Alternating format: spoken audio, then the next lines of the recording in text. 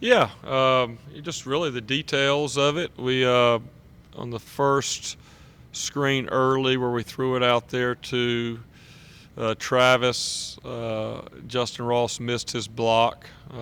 Had a crack block he missed, and then also we tried to throw another perimeter screen over there to Justin. We just had our timing off over there in the boundary. So, screens are all about precision, timing, spacing, all those type of things. And there's just a few details we were off just a little bit from, allowing some of those plays to go for big plays. And those are the things that you see when you come in on Sunday and grade the tape. There's always going to be those things, but I think it's good for our team to know and for our offense to know that, yeah, we scored 45 points, but there's a lot of points that we're leaving out there, and really it just comes down to executing the finer details of what we're trying to do. How is T from a health standpoint? Yeah, T's good. He was early in the week. He was kind of held up a little bit, and he knocked knees there at some point in the game, but I think he's fine and be practicing today. With him not starting the second half, was that something? Yeah, he on that last play where Justin went up and called it, T just kind of banged knees with one of their defenders right there, and so he was just kind of working that out. So I gave him a series just to kind of loosen it up on the side. He'd been sitting in the locker room for 20 minutes and just loosen that up. So that was really all that was. But he came back in and played a little bit more until it was time for those other guys to go in. Jeff, I know you guys don't care about anything on the outside. Come on. But is it at all frustrating that you guys win games, a couple of them by big margins, and you slide as in the polls as we get closer to the poll that's really going to matter? To be honest, we have fun with it. We were joking on the bus on the way back. I wonder how far we'll slide now. Winning. I think somebody told me yesterday we've won 5 games by 31 points or more. And, I think you look at Bama's number 1. They've won 3, and 2 of them were versus group of 5.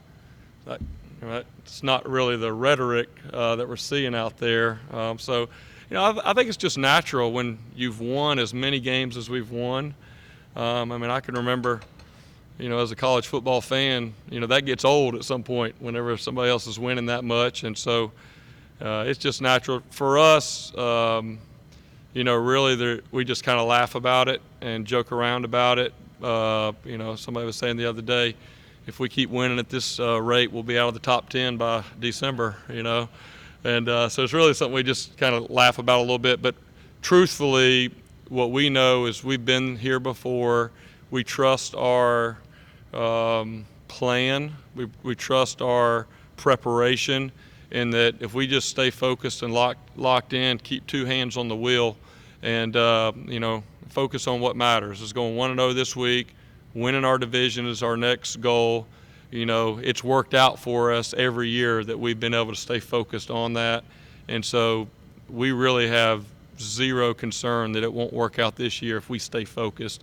And it's hard enough getting ready for one opponent every week, and if you're worried about playing that opponent and 4 other opponents out there, you're not going to be your best. And so I think that's one reason we've had the consistency that we've had over the last 4 years, is that, other than maybe just seeing it and kind of laughing about things out there, our guys truly have stayed locked in and focused on doing our part. And then, to everybody's disappointment, we show up in December and we're where we want to be. And that's just kind of what it kind of feels like is probably going to happen this year if we'll stay focused and take care of our business.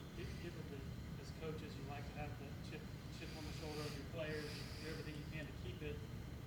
Is it, a positive in that sense that you're coming off a championship, you won 22 straight games, and yet you might have justified reason to be on the Roy bus or whatever? Yeah, it just feels like that's kind of been our position, and it's worked well for us. So, I think if the shoe fits, wear it. We're that horse is kind of waiting right back there, and then all of a sudden we start making our gains when it really matters here.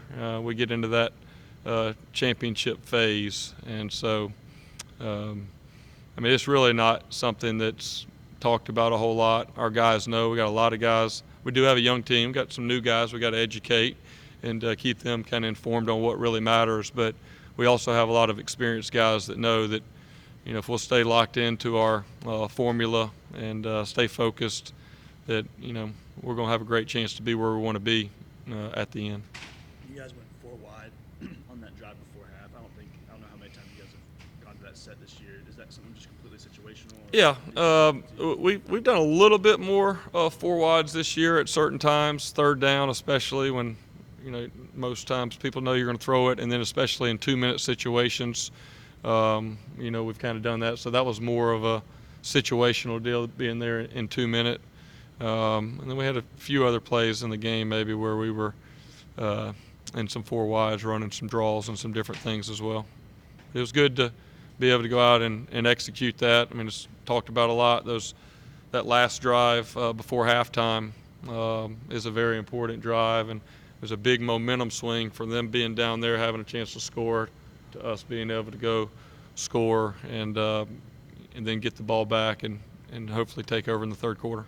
You mentioned having fun with the rankings. It seems like Dabo is always looking for, whether it be the board bus or whatever, little ways to kind of motivate and say he had some fun with that in particular. It's really, Coach Sweeney can find a way when you're the number 1 team to have fun and keep that edge, and it's important because it is, when you've won as many games as we've won, you got to fight human nature, which is to kind of relax and think it's just going to happen. And so I think that's the kind of art of coaching, is to always find a way. And it's not a bunch of high school propaganda or stuff. I mean, I can remember being a high school coach, and I'd get on Microsoft Word or something and make up my own article or something. The good news is we don't have to do that. There's plenty out there, but Coach will do that just a little bit, but really he kind of keeps it all about us. But I will say that one of Coach Sweeney's strengths is he finds a way week in and week out to have our guys kind of play, have that edge. And I think you don't have the consistency that we've had over the last 4 years, if you don't. And so, some weeks that may include, showing a clip or something here or there. But most of the time it's really just reminding our guys what really matters is, what we think, what we know, what we see on video. And hey, nobody's saying that we haven't screwed up or we don't have things to correct. We do. We've got to get better to go where we want to go. But the outside noise, whether it's good or bad, at this point is just a distraction. And we're kind of coming into that second half of that season when we got to really be locked in and stay focused. Does it get bothersome at all when people think that, hey, playing an ACC team is not as valuable as an SEC game or a Big Ten game or something like that? Disrespectful league. Yeah. I mean, we I think maybe 5 or 6 years ago, and that was really heavy, I think it bothered us a little bit. And Coach Sweeney said, hey, we're going to have to be the ones to change the rhetoric. And I think winning 2 out of the last 3, we've kind of changed that to a certain extent. But, outside of about 8 or 10 teams, I feel like the next 11 through 50 are all about the same. They're good players and good coaches, and they're good enough to beat you if you don't come out and play up to your standard. So, I really don't get caught up in that. I feel like our league every year, you can go back and look at the bowl games and all that stuff. It stands up for itself. Coach Sweeney does a great job of pointing that out. But I mean, there's not, maybe from a outside perspective, there look like there's games that are just kind of gimme wins. But I mean, I think you can look all over the country. You can pull up a lot of different games, and there's a lot of parity among the leagues. I mean, I don't want to get too far into it, but you got to be careful. But I would just say that we feel like we're in a very competitive league, and I mean, we've proven it. Look at a team like North Carolina. I mean, if you don't come out and play your A game, then, this game against Louisville, there was a couple of chances we could have let that be a lot closer game, and who knows, it gets in the second half where that would go. So I don't feel like we have to apologize to anybody for the league that we're in, and we still got some big games left in our schedule to be able to accomplish the goals that we have ahead of us. What are some of the things you regret most Microsoft Word? Oh gosh, yeah, that was years ago. I mean, it was just always you as a coach. This is in high school. Know which players need to be challenged a little bit more than others. We maybe we talked about our offensive line. Them guys would get all bent out of shape. Somebody says that they're soft or something like that. But I just remember at Blythewood, being the head coach, I always every week was looking for a little something, bulletin board material. And I never used any copyright infringement.